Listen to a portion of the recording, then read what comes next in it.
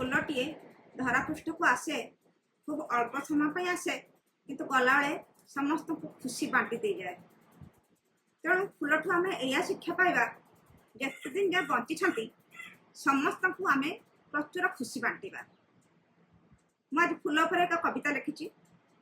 कविताटीर शीर्षक है फूल तुम्हें केते भल। हे फूल तुम मुह देखिले भरी जाए मनरे आनंद।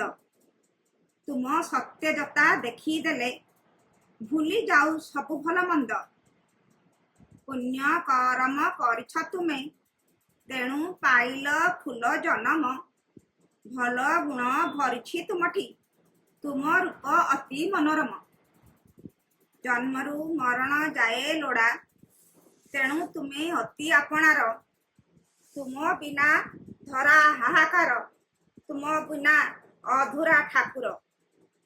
सही हुए नाही तुमर वियोग प्रभुंक साथे हुओ संजोग।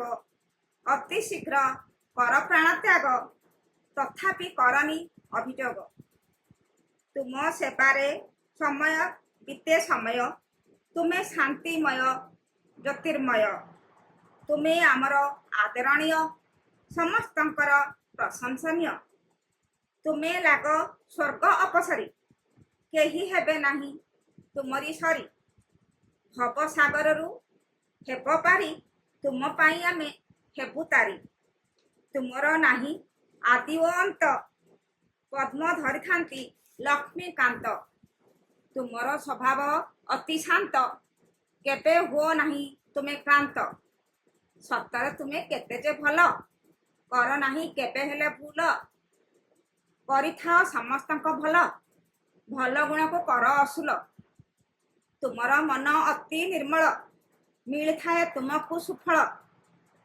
तुम जीवन हेब उज्जवल आशा रख नाही फलाफल।